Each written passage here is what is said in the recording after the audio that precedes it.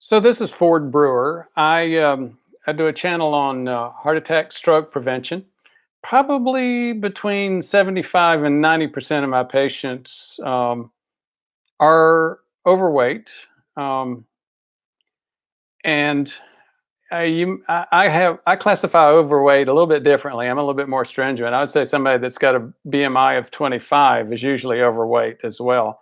It's really body fat mass, and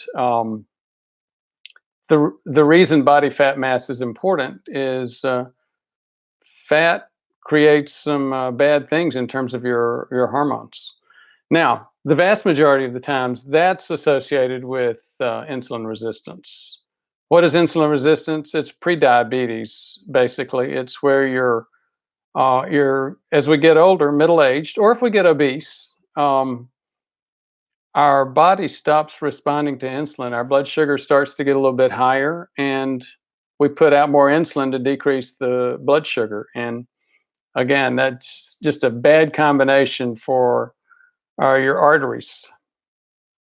So, what I've been doing, I've got a lot of people that have lost weight. The most common way of, or most popular way of losing 30 to 50 pounds, a lot of weight, has been a combination of a low carb diet uh, added to a time restricted eating window. Um, I've had quite a few people do Prolon.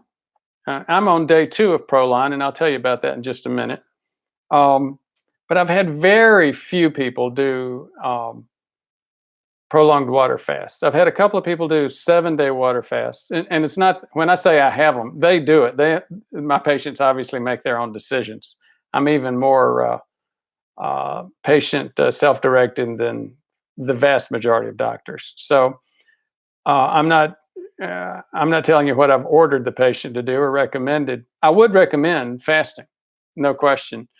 But anyway, I'm going to cover, because of this focus on fasting, I'm going to cover. I decided to go ahead and do Prolon. I've been personally doing 2-day water fasts every week for most weeks for the past 5 or 6 months. I've lost some weight. I had gotten over 160, and am now back down to about the low 150s. But most people, again, just can't see doing a couple of days of water fast. So that's one of the reasons that I wanted to go ahead and do Prolon, a fasting mimicking diet, because more people are able to adjust to that and see themselves doing this than water fasting. Um, I'll talk about what this is in just a few minutes. There was another reason that I wanted to do a Prolon again. I've done these several times. I did 5 or 6 of them a couple of years ago. I did them once a month for 3 months, and then once a quarter, just like Valter Longo recommends. He's the developer of this diet. Now, I got a surprise today. My blood sugar went up significantly. Yeah, if you can see that, it went almost to 200, and that was just eating these a soup. My blood sugar went up twice yesterday, which was my first day, and it went up to about 150. Now, a couple of things. Number one, you see, I'm also doing a time restricted here. That you get 2 soups, you get some 4 packs of olives, you get some other things. I'm not eating breakfast. I'm just eating a lunch and a dinner, and sure enough, I'm getting a spike. Looks like whenever I eat. Now, why would that happen? Well, the fasting mimicking diet is not a low carb diet. If you look back over my continuous glucose monitoring for the past few weeks, that's a typical day for me. I rarely these days am getting, or not often, am getting above 120. I did on that day. That was Sunday, and I took a few carb vacations I actually had a bite of a donut at church that morning. Not the whole donut, but a bite. Anyway, but why did I do that? Because I knew I was going to be doing this fasting mimicking diet for the week. If you look at the rest of my week, though, you see again, boy, you see that. Hmm. Uh, Prior to that week, this was a typical day. I've actually gone. I go over 120 about once or twice a week these days. Um, And again, I take the fasting mimicking diet and I go over I go almost up to 200. I didn't expect that. That was that threw me a curve. Now, if you're sitting there saying, well, duh, it's not a low carb diet, I know that. In fact, Longo makes it clear that he restricts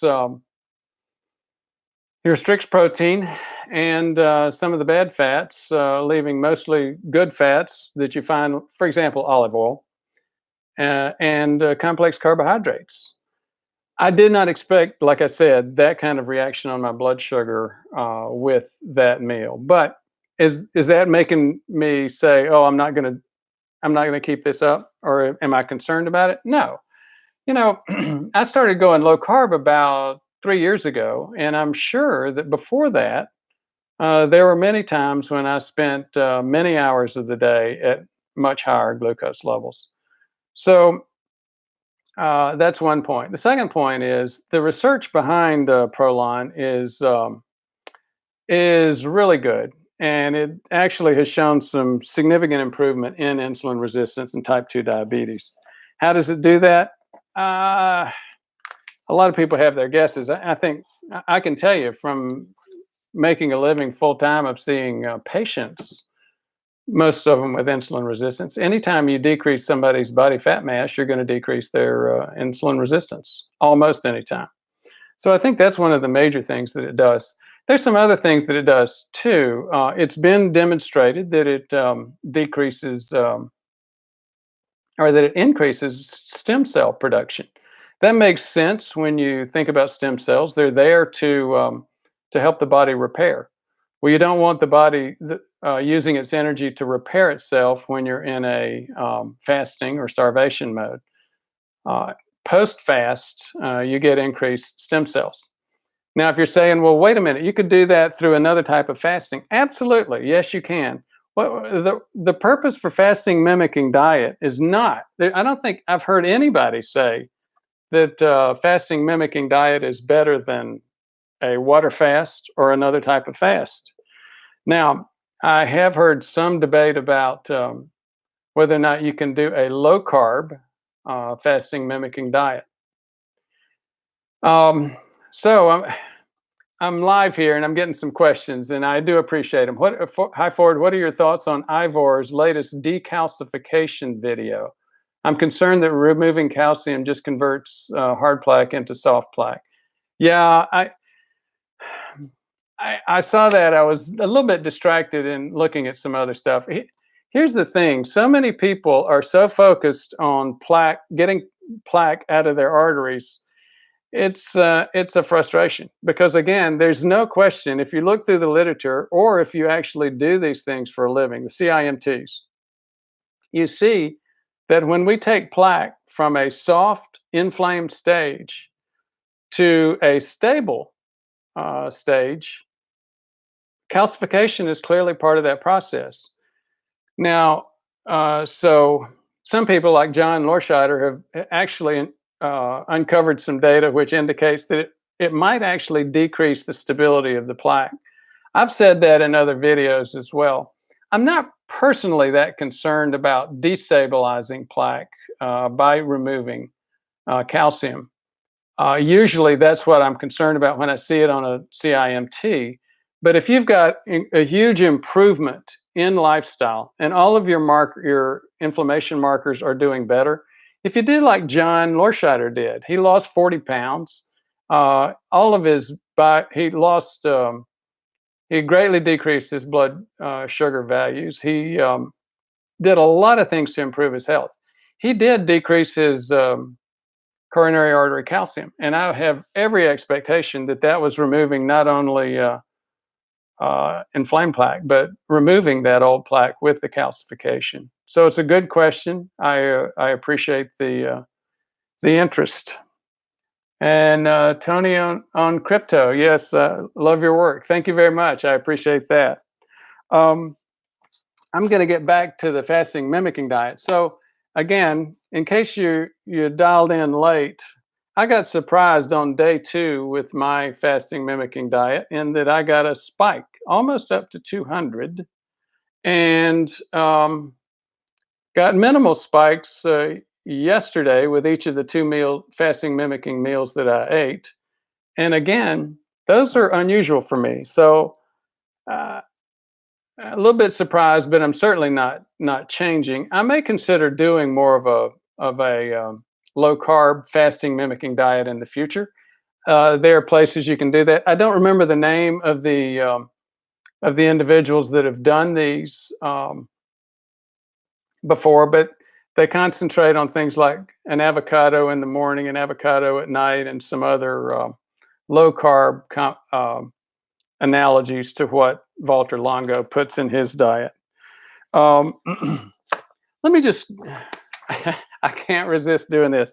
I caught so much grief before my screencast days of holding paper, shaky paper in front of the camera. I'm on screencast now. It's much better technology. Most people like it, but I don't know how to do a YouTube live without this. I mean, I don't know how to do it from screencast, and I've never seen any other YouTube live using screencast. So I'm going to go back to the old shaky paper days and talk about the research on. This is one of the first, or one of the early USC studies on the fasting mimicking diet. Again, it wasn't the idea to do something better than a fast biochemically, but it was the idea to get some of the benefits of fasting without putting people through the pain. Valter Longo said, he trained with Roy Wolford, who was like the godfather of caloric restriction. He went into that that aquarium, that human aquarium, out in the desert in Arizona for a few months with 12 other people, and came out looking like a Holocaust survivor. He got significant improvement in stem cells, significant improvement in body composition. And again, the research out there on caloric restriction is very, very supportive. Despite what you may hear from some people, that caloric restriction is no good, that's not really true. Caloric restriction is the numbers there are incontrovertible for longevity and biomarkers. There are probably better ways to do it, though, and again, it has to do with more of a episodic fasting type of activity. So if you look at some of this early research, they looked at 100 patients. On average, they had an 8-pound weight loss with a significant improvement in abdominal fat, increased muscle mass, believe it or not, decrease in pre-diabetic glucose, improvement in stem cells, decrease in high blood pressure, no impact on normotensive people, improvement in C-reactive protein, and decrease in triglycerides in people that had it. And again, you see study after study after study. I'm releasing I taped a video last night on the 2015 study in the journal Cell Metabolism. That's a good hard science journal. Longo and associates did a study there. Again, that was the one where you see the diagram of the impact on yeast, on lab mice, and on humans. They looked at all of these and wrote it up. They saw improve or increase lifespan with yeast and lab mice. Obviously, they didn't see it in humans because that's going to be a long, expensive study. Um, they saw a decrease in cancer rates among lab mice. Again, it's not.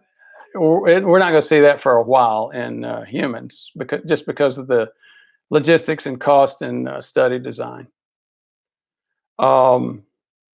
So again, stay tuned tomorrow, and we'll go into that a little bit harder science. Tonight, I'm just doing some basic facts related to fasting mimicking diet. And why am I doing that? Because I'm spending my retirement trying to get people to live longer and happier and less disabled. And again, insulin resistance is the major thing that's killing and disabling people out there. And again, usually it's having a higher relative fat mass than they need to have. Now, so where did this diet come from? It came to a large extent from Valter Longo's home area in, I think, northern Italy, Calabria. More of a garbanzo. Here's the diet. In southern Italy, Tuscany and Liguris, they ate pastas, meats, heavy cream sauces. In Calabria, where Longo was from, they tended to focus on garbanzo beans, minestrone, olive oil, walnuts, fish, tomatoes, and vegetables. It was much more of a vegetarian diet. And why did he focus on that? As a researcher in longevity, that's one of those blue zones. That's one of those areas where you have more centenarians than most places in the world. Have I looked at Longo's work on autoimmunity? Yes, I have. And if I have it on one of these slides. Oh, what's it been shown in terms of research, in terms of helping?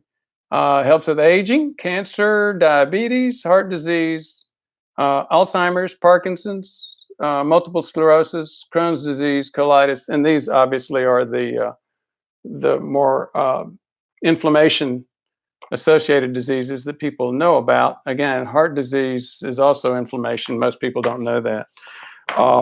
Now, having said that, I'm reminded by the folks that make Prolon that they have a lot of concerns about what sort of promises you make. I'm not making promises for the Prolon diet. I obviously have no interest in doing that. But I'm getting questions about what has the research shown. If you're narrowing the window of feeding but consuming all of the provided food, this may be a reason for your spike. Oh yeah, I bet that is one of the reasons for my spike. And again, the question is, would I be better off just not narrowing the food window? I don't know. I may try that tomorrow. Prolon diet is proprietary and costly. Is the data on the efficacy of do-it-yourself versions? Oh, any data on the efficacy of do-it-yourself versions? That's from JT. I haven't seen any data on the efficacy of do-it-yourself versions, but I've seen tons of do-it-yourself versions. Edgar Brito, eat fruits and vegetables and you'll be fine. Edgar, a lot of people think that means eat bananas, apples, grapes, and vegetables, beets, and all of those are full of carbs, and you won't be fine if you're 60 years old and you've got significant insulin resistance and you spend a lot of time eating those. You're going to end up having spikes like I had, except they won't be spikes. They'll just be staying up in the 180s, burning your arteries all day. CC, a point in Roy Walford's book, the 120-year diet. He stressed that it would not contribute to a longer lifespan if people lost weight quickly. Do you think that point is relevant?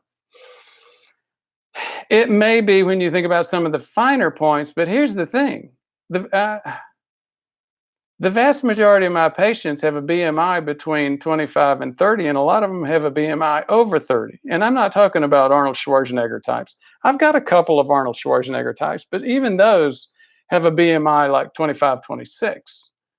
If your BMI is 30, I don't think that dropping your weight over the next 2 to 4 months is going to be a problem. And I'm assuming that's what Wolford is saying as too quick of a weight loss. Um, so that was CC. Richard Lund, try 12 hours. Yeah, I think you're saying try 12 hours for the window. And again, I'll try that tomorrow. See what happens to my spike. And only for those 5 days. Yep, that's what I'll do. I can, Edgar Brito, I control my sugar eating fruits and vegetables. No rice, no bread, I think. No meat. Good for you, Edgar. Have you, Edgar, let us know what you're doing. Are you doing continuous glucose monitoring, or how do you monitor your blood sugar? BFAM, is there much difference between the fasting mimicking diet and a plant-based keto? And if so, what would be the biggest difference? Yeah, that's a really good question. And I think the answer is yes, there is a significant difference. So for example, if you look at what I had today, plant-based keto. I've done plant-based keto quite a bit. With plant-based keto, you still have to watch your carbs. This is the mushroom soup that really spiked my blood sugar for lunch.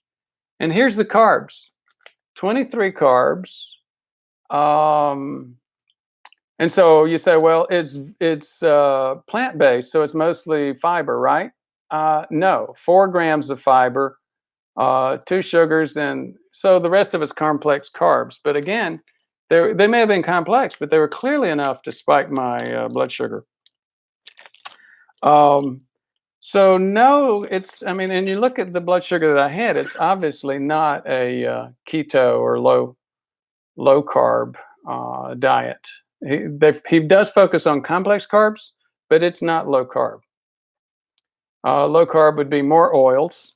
Now you do get significant oils in this plant-based oils in this diet. You get 2 packs of these olives, and it's got about 6 olives in it per day. And with olives, yes, if it were olives alone, that would obviously be keto, olives and avocados. But as you see here, 30 calories, and all of them from fat. Okay, have you tried eating natto every day as the Japanese do?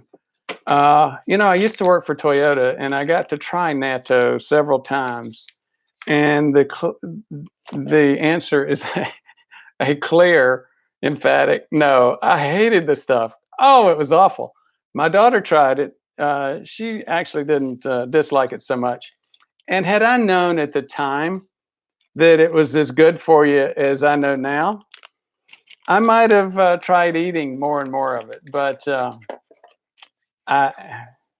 that's a good reminder. I'll have to think about it. I watched Fine D. I watched a video in which a doctor stated giving blood twice a year cuts risk of heart attack by 75%. Have I ever heard of it? Yeah, I get that question a whole lot. And for the longest time, I thought it was complete urban myth. Now I only think it's mostly urban myth. I can tell you that's not a great way to prevent a heart attack. The science and the evidence out there is not that good for that. BFAM, thank you. You're very welcome, and thank you for your interest. Let's see what else we've got here. I missed. Oh, Kylie Knott. Thank you very much. You said you missed the paper, and Mike Nagoya. Loved the paper. Paper rules. Thank you guys very much. Speaking of the paper, we'll get back to some more of this. So, I mentioned Roy Walford went into the, what was the name of that project? Gosh, I don't think I have it here. The aquarium in the desert, where you had only people, about 8, 10 people, and one of them being Roy Walford, and plants, and they were not going to McDonald's. They were in there for months. He lost a lot of weight. This is Walford before that project. Right afterwards, again, as I said, he looked like he came out of a concentration camp. And this was just a few months later after he'd refed. And it's not entirely clear from this picture, but it was clear that he muscled up better. He did than he did at this point in time. So he probably did get some good impact from it. Like I said a minute ago, Longo didn't like the hangry part of fasting or metabolic restriction. So that's why he started working on the fasting mimicking diet. In fact, one of the things had to do very much with the issue of cancer. With cancer, fasting has been shown to be very, very helpful for a lot of chemotherapy, a lot of different types of cancer-related treatment. But Longo would go to the oncologist and they say, "I'm getting ready to give chemo and cancer I've got a cancer patient. They're getting ready to get chemo and/or radiation, and you want me to starve them?" So obviously, he wasn't getting very far with that. That was a major reason for the focus on looking to develop more of a fasting mimicking type of process. And again, I'll mention cancer-related stuff in the video that releases tomorrow. Now, I mentioned yeast. Now, why would we talk about yeast and humans are nothing like yeast? Well, that's not true. There are a lot of biochemical processes that many of us share. And if you start looking at yeast, so then I think the next question is, well, how would you do a fasting mimicking diet for a yeast anyway? Well, that's actually turns out it's pretty simple.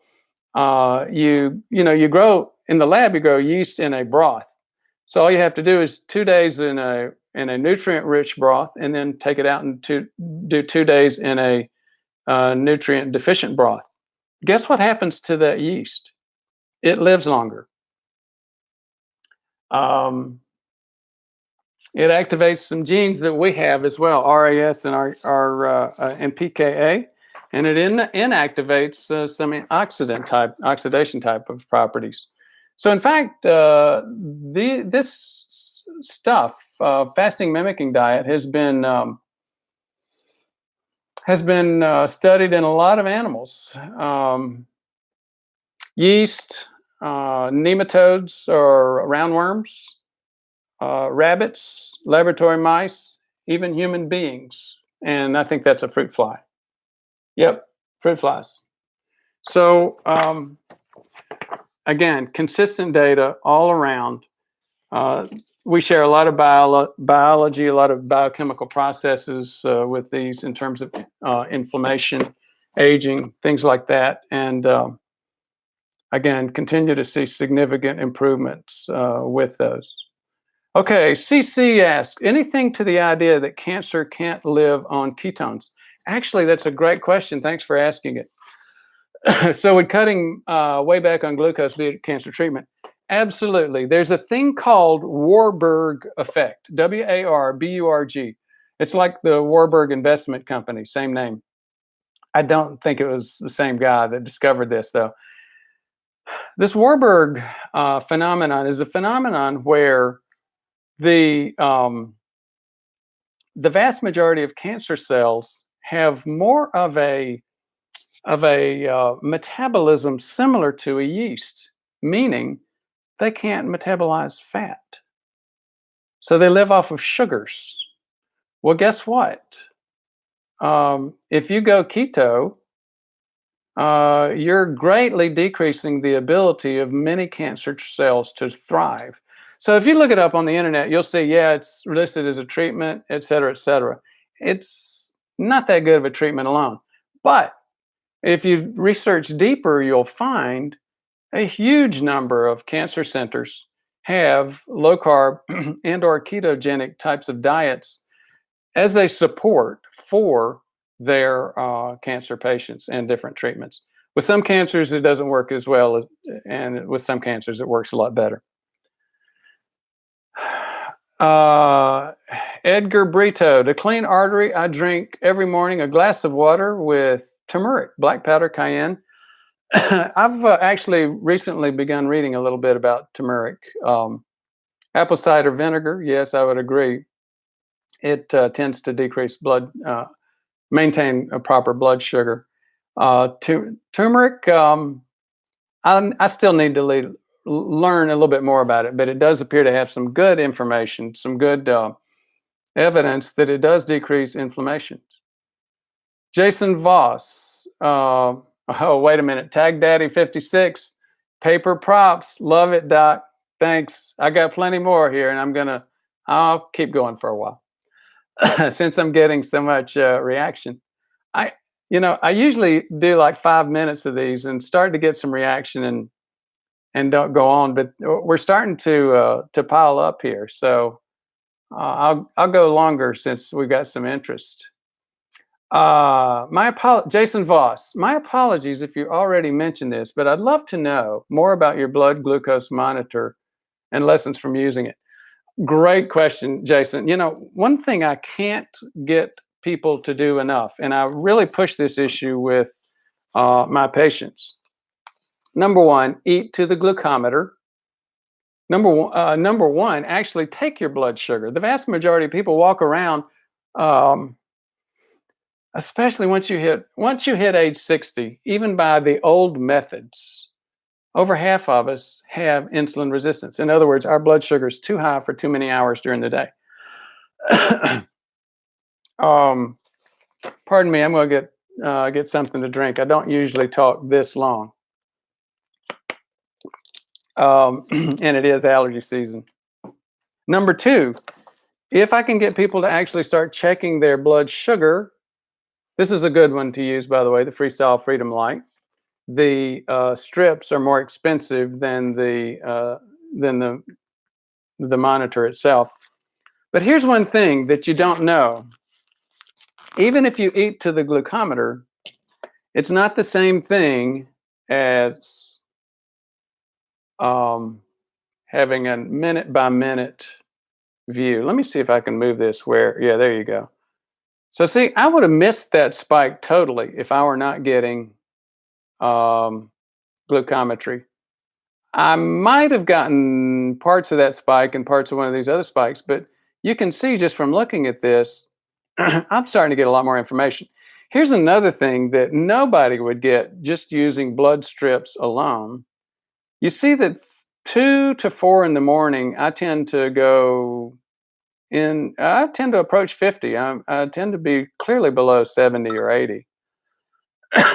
And why would I not know that? Because that's when I'm asleep. Do you know that about your own blood sugar, what your pattern is? Is it like mine? This is May 10th, where you tend to really drop there during the early hours of the morning. Again, that same pattern. That is one of the key things that I found out. I learned from my own daily graph. Now, daily graph, this is, by the way, the Freestyle Libre, and it is simply a little button that I put on the back of my arm, and then actually what I'll do is, and obviously it's like they used to say in the old days, there's an app for that. You put that button on your arm, you go to this app, you go to the home area, and it says check your glucose. So I click that, and it allows me to check my glucose. And my glucose is 90 right now. Again, sorry about those lights and all that reflection, but this is a great activity. And one other story I'll tell you about this. I had a patient call me after about a month on this thing, and he said, "Doc, I'm going to send you my numbers." I said, "Okay." He said, I've got an interesting story. He said, about 10 years ago, I was put on seizure meds. Um, I tended to have these seizures, and they tended to happen at midnight. I went to multiple docs. They couldn't figure out what was going on. They just ended up putting me on the seizure meds, and that was it. And he showed me his numbers, and he was still about 2 or 3 times a week. He was bottoming out into the 40s, sometimes even into the 30s, and it was happening around midnight. That's a real unusual pattern, and it was a real unusual thing to see. But again, a very interesting thing. It's amazing what you start seeing when you start monitoring your blood sugar. On a practical basis, I will tell you one other thing. When you have these, it's another thing that I learned, and most of my patients learn just by getting some experience with continuous glucose monitoring. Let's say you take a carb break. You go out, your kids like to have pizza and beer with you, and you do that once a week, and you know you're going to hit a spike. You can take the top right off of that spike and prevent it almost entirely by saying, okay, guys, I'm going to go out and have the pizza and beer, but I'm going to go walking. And I'm going to, very soon after that, and I'm going to walk for half an hour or so. Walking is not that vigorous, but it's enough to really drop that, take the top right out of that spike. And so, again, that's a health behavior that um, many people are learning with this process. Peter, thank you so much. Biosphere 2. I kept calling it the terrarium or the aquarium or whatever. That's the word I was looking for. I keep getting, I think maybe it's pre-senility or something. Now, Fine D, how much does that cost? I'm guessing you're talking about the this thing, the Freestyle Light. You can get, I think, I think these are like $70 for about a month. These are 14 days. They used to have 10 days, and the 10 days was like $70 for 3 of them. And you also had to buy a receiver, but you don't get a receiver now. You just use Bluetooth with your phone, and so you don't have to get a receiver at all. You just get these. It's very, very affordable. The all we had prior to that was called Dexcom 5, and that thing's like $800 to $1,200. So getting the Freestyle Libre is a major step forward for people with insulin resistance and diabetes. Jason, you're very welcome. You said thank you very much for your detailed answer. Edgar Brito, go to food that's all natural. I think most of us would agree with that. Thank you. If you get fat adapted on a ketogenic diet, this is Lawrence Ham, the sugar cravings will diminish, and then you can do water fasting much easier. It's a great point, Lawrence. I am a big fan of water fasting, and that's what I tell my patients. It's number one, get the, and this is mostly for people that are insulin resistant, but actually it tends to work for other folks as well. Get the carbs out of your diet and get hardened. Your body hardens at that point, and it's much less of a problem when you do water fasting. That actually is one of the major criticisms of the Prolon diet. Again, thank you for bringing that up, Lawrence Ham. With the Prolon diet, you have enough carbs in there to where you're not going to get carb hardened. And when you have that, that's when you tend to have more problems with hunger. Good point.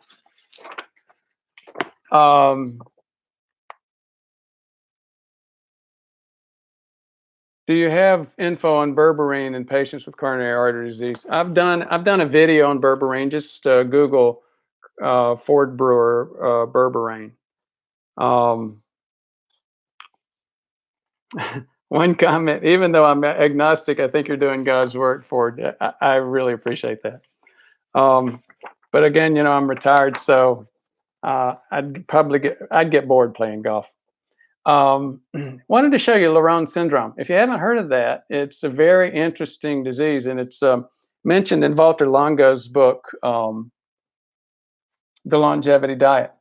If you start looking, even other guys that are other diet gurus out there, like I was listening to a thing about Robert Lustig, the guy that did Fat Chance or Sugar the Bitter Truth. He mentioned a dwarf gene pool that had the same conditions. These folks have the ones that the Longo's talking about are in Ecuador. They have decreased cancers. They don't get diabetes. They have decreased death rates. In fact, a major driver of their death rate is trauma, just because the world's not built for little people. If you're trying to figure that out, think about driving a car or riding in a car if you're that stature, that height. Now, what's different about these people? Why are they short, and why do they have longer lifespans? Why do they not get diabetes? Why do they not get cancer? Why do they not get heart disease like others? Well, they've got a mutation in their growth gene, TOR-S6K, and that is what has helped focus Valter Longo and several other people on those genes, mTOR, autophagy, some of these things. The notes at the bottom, they've actually done genetic knockouts in yeast, flies, and mice, and they get huge increase in lifespan when they make those species a Laron syndrome type of species. Alfonso Sosa, I really like your videos. I'm going into preventive medicine and nutrition as well. Well, Alonzo, please do. I can tell you this. There's not a lot of guys, there's not a lot of prevention docs out there. There's a lot of, well, I'll just leave it at that. Doc, what blood, this is Tag Daddy 56. Doc, what blood glucose level is considered to be burning your arteries? That's a really good question. I appreciate you asking, Tag Daddy 56. If you read Jenny Rule's book, Blood Sugar 101, she would say most of the evidence would indicate above 140. I would say, yeah, you clearly don't want to spend hour after hour over 140. And yes, I get nervous when I start hitting 180 like I did this afternoon, and I like to keep mine below 120. I don't get nervous about going over 120 for an hour or so a couple of times. But here's why I don't give a number. Think about hemoglobin A1C. What is that? Well, we all know what hemoglobin is. It's the protein in a red blood cell. And even if you're down at what, 5.6 is an average of what, in the 120s or something?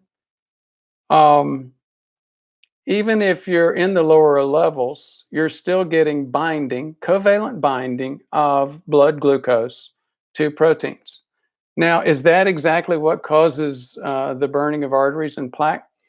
I mean, we don't really totally understand that yet. I mean, we just had a huge improvement over the past couple of weeks with a publication that was showing that oxidized LDL is actually passing through the intima. It's not passing through holes or cracks or burnt spots. So again, long question. I could have just answered, long answer to a simple question.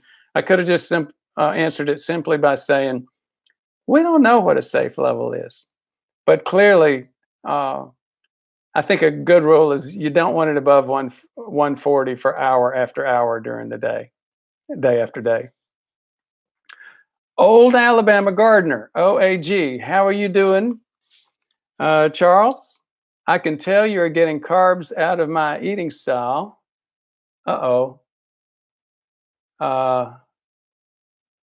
We're getting so many comments now.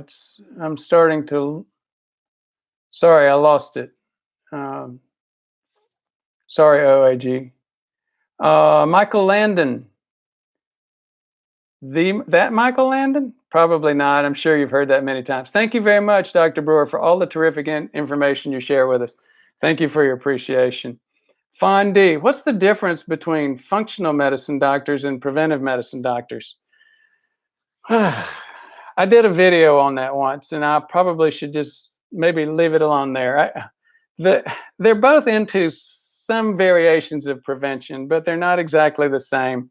And because they're closer than a lot of other specialties, they tend to fight a lot. I When I was at Hopkins and running the program there, I had a lot of interest. In fact, I trained a couple of the residents I trained went on to be presidents of the Board of Preventive Medicine.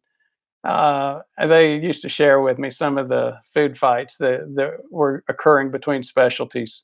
The preventive medicine guys have been around longer, and they think they are the experts, and I think they're the expert. That's where I train. That's what I've trained my life, throughout my life, and it's a very, very science-oriented approach. However, it tends to be much more of a public health-oriented approach. Now, um, functional medicine, it tends to be much more of a theoretical approach. The evidence continues to pile up, and functional medicine docs have a lot of science behind them. But functional medicine docs tend to focus on one patient at a time.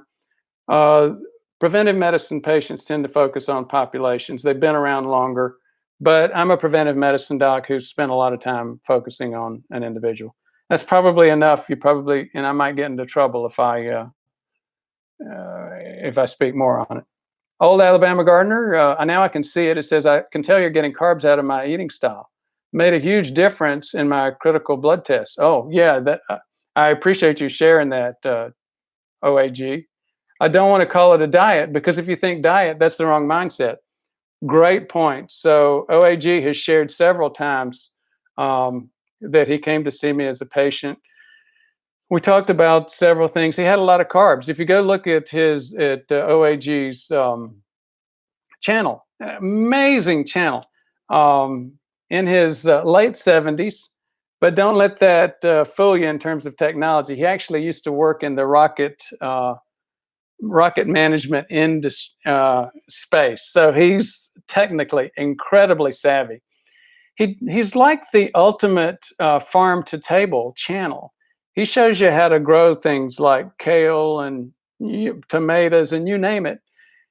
And unlike any other gardening videos I've ever seen, he shows you the planting phase, then the planting, garden planting, um, uh, getting the soil ready, and then every few weeks. So he's got to have an incredible organizational perspective.